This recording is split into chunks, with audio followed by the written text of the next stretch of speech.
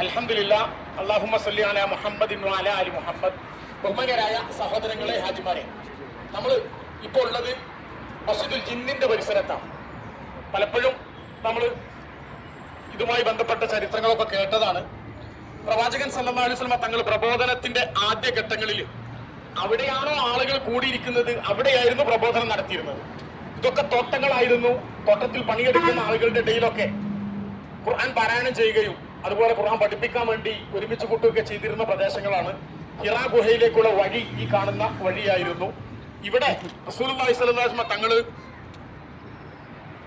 പ്രബോധനത്തിന്റെ സമയത്ത് പൊതുസമൂഹത്തോട് പറഞ്ഞ ദഅവത്തിന്റെ കാര്യം ജിന്നുകൾ ഇറങ്ങി വന്ന് കേൾക്കുകയും അത് അവർ ഉൾക്കൊള്ളുകയും അവരുടെ ഒരു ലോകത്ത് പോയിട്ട് അത് പ്രചരണം നടത്തുകയും ചെയ്തു. അതിന് സാക്ഷ്യം വഹിച്ച ഒരു പ്രദേശം എന്നുള്ള നിലക്കാണ് പിൻകാലത്ത് ഇവിടെ എന്ത് ചെയ്തത്, ഒരു മസ്ജിദ് ഉണ്ടാക്കിയിട്ട് മസ്ജിദുൽ ജിന്ന് എന്ന് പേരിട്ടത്. ഈ കാര്യം പരിശുദ്ധ ഖുർആൻ സൂറത്ത് ജിന്നിലൂടെ പ്രവാചകനോട് ഉത്ബോധിപ്പിക്കാൻ പറയാണ്, പ്രഖ്യാപിക്കാൻ പറയാണ്. എന്താ പറയുന്നത്? ഖുൽ ഊഹിയ ഇലയ്യ അന്നഹു ഇസ്തമഅ നഫറും മിനൽ ജിന്ന് ഫഖാലൂ ഇന്നാ സമിഅനാ ഖുർആനൻ അജബ.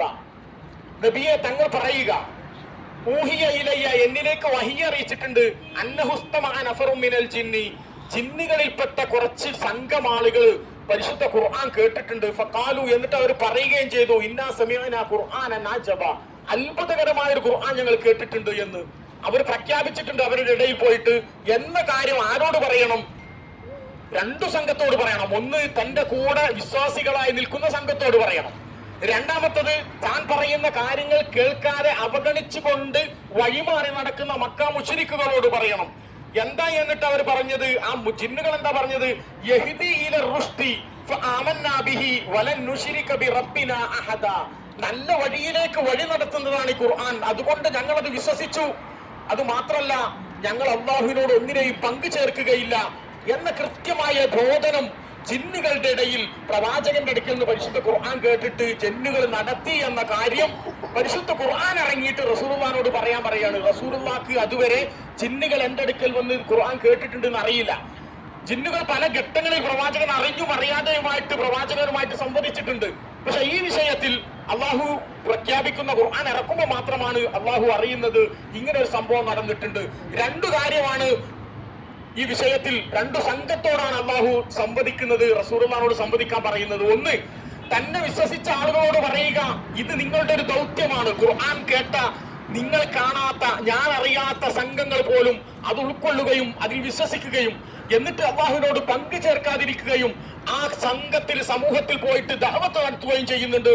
അതുകൊണ്ട് ഖുർആനിന്റെ വക്താക്കളെ, ഇത് മനസ്സിലാക്കിയവരെ, നിങ്ങളുടെ ദൗത്യം ഇതുപോലെ, ഇത് ഉത്തരവാദിത്തമാണ്. ഈ ഖുർആൻ നിങ്ങൾ പ്രചരിപ്പിക്കുക എന്നുള്ളത്. രണ്ടാമത്തെ ഒരു സംഘം ഇവിടെ നിഷേധികളായി നിൽക്കുന്ന മക്കയിലെ മുശ്രിക്കുകളാണ്. അവരെ ബോധ്യപ്പെടുത്തുന്നത് എന്താണ്? ഈ ഖുർആൻ പ്രഖ്യാപനത്തോടു കൂടി അവരെ ബോധ്യപ്പെടുന്നത്, നിങ്ങൾ അവഗണിച്ചു മാറി നിന്നാലും, നിങ്ങൾ പരിഹസിച്ചാലും, നിങ്ങൾ ഇതിനോട് എതിർ പ്രകടിപ്പിച്ച് വാട്ടിയോടിപ്പിക്കപ്പെടേണ്ടി വന്നാലും, നിങ്ങളല്ലാത്ത സംഘങ്ങൾ ഇതുപോലെ ഖുർആൻ കേട്ടിട്ട് അള്ളാഹുവിനെ മനസ്സിലാക്കി ശിർക്കിൽ നിന്ന് മാറുന്ന മനുഷ്യരല്ലാത്ത സംഘങ്ങൾ പോലും അള്ളാഹു സൃഷ്ടിച്ചിട്ടുണ്ട് എന്ന ഉത്തമ ബോധ്യത്തോടുള്ള അഭിമാനകരമായ ഒരു പ്രഖ്യാപനം ആ സത്യനിഷേധികളായ ആളുകളോട് പ്രഖ്യാപിക്കുകയാണ്. രണ്ട് സ്ഥലത്തിലാണ് ഇതിന്റെ പ്രഖ്യാപനം ഉണ്ടാവുന്നത്. അതിന് സാക്ഷ്യം വഹിച്ച ഒരു പ്രദേശം എന്നുള്ള നിലക്ക് പിൻകാലത്തൂടെ ഒരു പള്ളി ഉണ്ടാക്കുകയും അവിടെ മസ്ജിദുൽ ജിന്ന് എന്ന് പേരിട്ട് എന്നതിൽ അപ്പുറം മറ്റു ഒരു പള്ളിക്കും ഉള്ളതിലേറെ എന്തെങ്കിലും ഒരു മഹത്വം, ഒരു പ്രസക്തി ഈ പള്ളിക്കില്ല.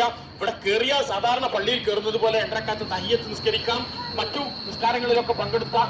അതുപോലെ മറ്റുള്ള പള്ളിയിലുള്ളത് പോലെ കൂലിയേ ഉള്ളൂ. അതുകൊണ്ട് മറ്റൊന്നും ഈ ജിന്ന് പള്ളി എന്ന് കറങ്ങി കേൾക്കുമ്പോഴത്തേന് ജിന്ന് ഉണ്ടാക്കിയതാണോ അല്ലെങ്കിൽ ജിന്നുകൾ നിസ്കരിക്കുന്നതാണോ ഇങ്ങനെ ഒന്നും ആരും തെറ്റിദ്ധരിക്കേണ്ടതില്ല. ജിന്നുകൾ എന്ന് പറയുന്നത് അള്ളാഹുവിന്റെ ഒരു സൃഷ്ടികളാണ്. നമുക്കതിനെ കുറിച്ച് പ്രവാചകനും ഖുർആനും പറഞ്ഞു തന്നതിനപ്പുറം മറ്റൊരു ഊഹത്തിനോ ഒരു ആശങ്കക്കോ ഒരു ഗവേഷണത്തിനോ ഒരു പഴുതുമില്ല. പഞ്ചേന്ദ്രിയങ്ങൾ കൊണ്ട് മനസ്സിലാക്കാൻ കഴിയാത്തൊരു വർഗമാണ് എന്ന് മാത്രം നമ്മൾ മനസ്സിലാക്കുക. അള്ളാഹു അനുഗ്രഹിക്കട്ടെ. അസ്സലാമു അലൈക്കും വറഹ്മത്തുള്ളാഹി വബറകാതുഹു.